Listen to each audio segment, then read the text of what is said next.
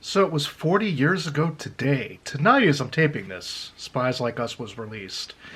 And, it's funny, just holding this up, holding the 45 up. Apparently, I'm supposed to hate the song, but I don't. I enjoy it. Unapologetically, even. You know what? Unapologetically enjoying this song right here.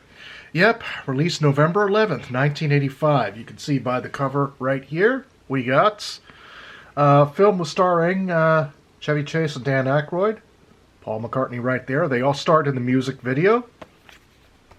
Here's the back of the single right here. Not exactly mints, but Paul in the video disguised as then Prince Charles, now King Charles. So, got ourselves a little piece of history here. Let's see, we got Spies Like Us right there. You can see that. It was backed by a 10-year-old track, My Carnival by Wings, recorded during the Venus and Mars sessions. Yes, it was. Better believe it. Another little good piece I found. I think Ray, my friend Ray out there from Ray's Memories, might have gotten this one for me. Right here, take a look at this. Right there. That is where the camera hopefully is going to catch it. This is from a jukebox right here. So, with the jukebox itself, it basically would have Spies Like Us right there. And I don't think the camera's catching it very good. But you know what? You can tell this is not AI, which is a good thing. But anyways, so what this is right here is Spies Like Us, My Carnival. This is one of those little things you would see in a jukebox. Oh, there we go. New profile picture right there. Anyways, you would see that basically as part of a jukebox right there. There we go. See? Give you a little bit better view of that right there. All totally unscripted, but kind of a cool little piece to have. Again, I love the song. The song was recorded for the film of the same name. To give a little bit of background on it, of course, basically Paul had been with Columbia Records between Back to the Egg in 1979, all the way up to Give My Regards to Broad Street in 1984. His contract was up, and Capitol Records said, yeah, come on back to us. So, Paul goes back to Capitol Records. Now, again, November 18th, 1985, 40 years ago today, about a year earlier, Paul had released No More Lonely Nights as part of the soundtrack to Give My Regards to Broad Street.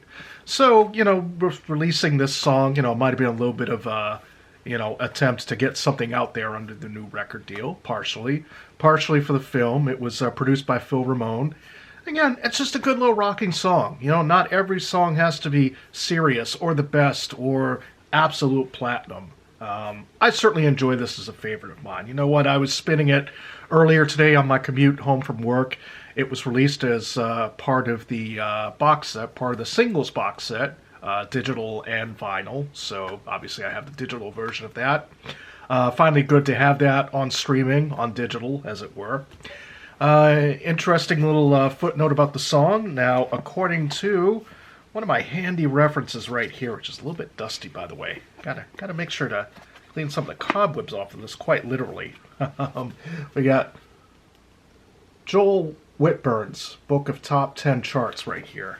Interesting little bit of trivia for everybody out there. So, to show I'm not making this up right here, February of 86, okay? February 1986. So this is peaking on the charts at that point. February 1st, 1986. Let's see. We've got it at number 8. We'll backtrack a little bit. January 25th, 1986. Spies Like Us is in the top 10. Listed as debuting in the top 10. Other songs in the top 10, That's What Friends Are For. Dion and Friends. Say You, Say Me by Lionel Richie. Burning Heart by Survivor. Rocky IV fans out there. Talk to Me by Stevie Nicks. I'm Your Man by Wham. I don't seem to remember that one, but I guess it was a popular song at the time.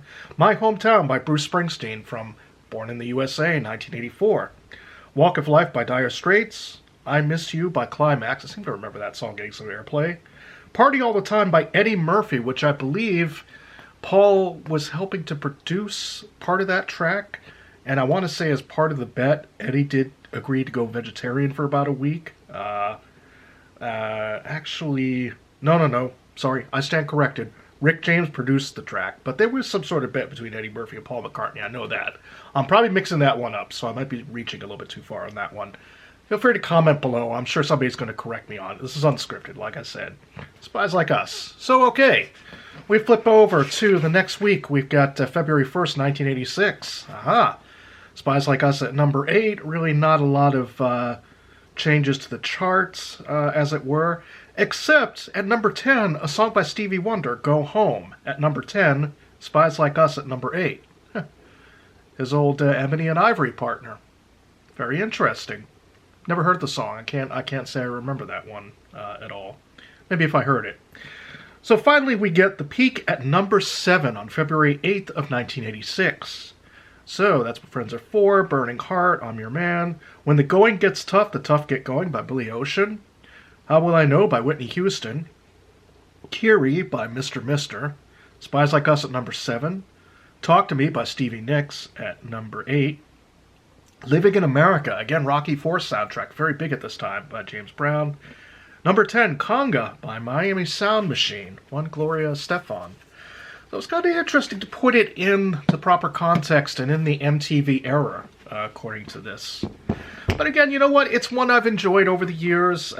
He would, again, score another top 10 hit in 2015. There was a song 4 or 5 Seconds with him, Rihanna and Kanye West. Now on that one, Paul's playing guitar, doing a little bit of background vocals, and he's one of several co-writers on that song. So it counts technically. I count it as a top 10 hit, but I mean, if we want to really make the argument, this is definitely Paul's last solo top 10 hit right here. Quite an interesting track. And again, you know, I love the rocking guitar, a lot of synthesizers, stuff like that. You know what? Enjoyable. I say give it a spin. For any skeptics out there, give the track a spin. You might find you enjoy it more than you thought you did. Part of the movie, which is funny enough, you know, it was a nice enough movie and everything. Nothing earth-shattering, but you know what? A favorite song, and I'm just glad to kind of reflect on it. I can't believe it's been 40 years, coming up on a lot of different anniversaries toward the end of this year, and of course, for the next video, we've got Anthology coming up pretty soon. Now, the CD of Anthology, I'm waiting for the delivery of that by the end of this week. So really, that's pretty much it. I hope everybody's having a good weekday. And like I said, I couldn't not comment on this right here. I mean, come on, you know, classic or not, it sure as hell is enjoyable. So there you go. I'll see everybody in the next video. Until later.